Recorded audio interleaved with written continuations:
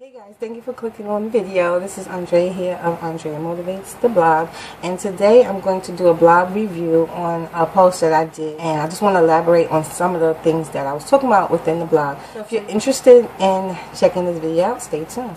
Today's video topic is from a post that I posted called Experience Life Taking Chances. On the blog, on the post is, are you living and experiencing your best life, or are you just existing? You have to ask yourself that question from time to time, because I know we get busy with things, and I know we feel like we're living because we're doing the things that the status quo, or we're doing the things we're supposed to be doing, going to work, take care of your family, and just living day to day, what have you. But are those things really making you happy, making you feel like you're existing in this world, or making sure that you're just living the best life? Sometimes we can get overwhelmed with these things, and sometimes we feel like giving up because of those things. Jobs we don't like, being around people we pretty much don't care for, or just day to day trying to stay focused is really hard itself, because there's so much going on. So you have to ask yourself, are you living and experiencing your best life, or are you just existing in it? And I can tell you for myself, just to elaborate on my thoughts and my opinion about this question. When I was really young, I used to live. I was into the arts, dancing, music, theater, all those types of things, and just doing the things that made me happy. But over time, when I was in a really serious relationship and I had my children and stuff like that, I realized that it was something missing, or something was snatched from me, and I went into like a little depression. And then after that, years after feeling those feelings, things didn't work out with my kid's father, and we separated, and I felt like slowly but surely things was being stripped from me to make me happy. I had my kids, I had my health, everything was good, but it was something missing. And long story short, to come into today, and even with me running AndreaMotivates, the blog, is helping me to get back to the things that I love, and not just exist in this world, but to contribute to it and add happiness, peaceful, and positivity to myself. And the way I do that is by helping other people, which in turn help me. So you have to really think about your life and how you are living in it. Is it just blah, whatever, but something missing? Because sometimes people love, like just being miserable. I know you guys heard the phrase, misery loves company, and that's very true, because a lot of people get in the habit of just giving up and not having nothing to really live for, or feel they have nothing to live for, so they create drama and this craziness in their life, and then they spread it on to the next person. So like I said, you want to really focus on, if you're feeling like you're just existing, there's a way out of that. So you have to think about the things that really make you happy, and just show actions towards it if you really want that back in your life. The next thing I want to point out, I mentioned that every last human on this earth was born with a purpose. And I believe that while we're here on this earth, and as we live out our lives, we are supposed to experience a journey into our purpose. So basically what I mean by that is, God, whoever you believe in, a higher being, whatever, it just didn't just happen. You just didn't just come into this world to just be unfortunate. I believe everybody here has a purpose.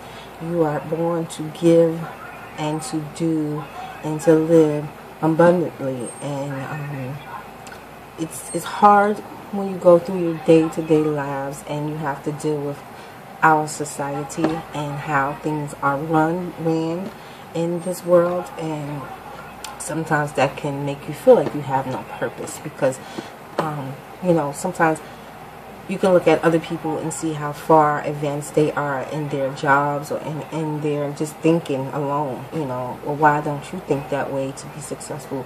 Or how come that person is so happy and I'm doing the same thing? Because it's not your time. I believe that you do have a purpose. Everyone has one.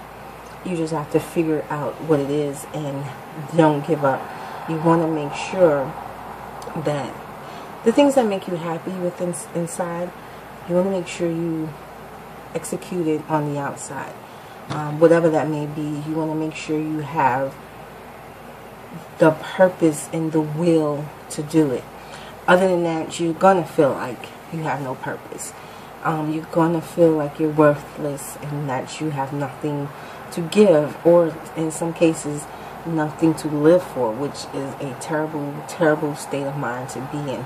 So you want to just make sure that you find out what your purpose is and just know that you have one. That's a start, knowing that you have a purpose. And then it's more intriguing to look for that purpose. A good book to read about purpose and a good book to figure out the journey of purpose. And a lot of people get a lot of different meanings from this book, but check out The Alchemist. That's a very good book to realize and find out the journey of life and what it can mean to you, and finding out the purpose and what you do with that purpose once you find it. The next thing I say in the blog is if you have decided to be on a journey of finding peace, positivity, and success, then taking chances is a major way in obtaining those things. Okay, so I know we have this thing as humans called fear, and we fear the most serious things, like, especially for me, like case in point, me uploading YouTube videos. And what's the fear behind it? How would I know I will be a success at it? Or how would I know if I'm helping people or anything of positivity? How would I know if I don't take a chance and try, at least give it a try? If it's not for me, at least I know I gave it a try. And that's with anything in life in general, relationships, jobs, careers, what have you. You never know until you try and you take the risk, you take the chance. It's 50-50. One point in your life you didn't fear anything, especially as babies. Like, if you realize, if you pay attention to babies, they really don't fear anything. They want to touch everything. They want to put their mouths on everything. It's because they have this thing in them that has nothing to control their brains for saying no, no, no, no, no. We have to teach them. We have to teach babies, and we were taught that. So I believe over time it developed certain kinds of fears. Sometimes people can think of fear as a paralyzing thing, and that's where I don't want us to get to. You know, everybody that's on this journey and that's watching these videos and reading the blog, I just want us to believe in ourselves that even if we take a chance, we have to realize we're going to be okay regardless if we fail at it or not. But you will never know what you're good at or how the outcome will be. If you win or lose, you will never know if you don't take a chance. So if you're trying to start your own business, do your research. Make sure you're thorough on the things that you want to do. That's a start. Don't just go out there and do stupid stuff or do things that you know for a fact may put you at risk of losing. You want to put yourself in a risk of winning. So that means study. That means research. That means just making sure you have great knowledge of the things that you want to do first. Then just do it. Put the actions into doing it. Because you don't want to develop a paralyzing fear, or you don't want to regret anything at the end. That is probably the worst feeling I believe is regret.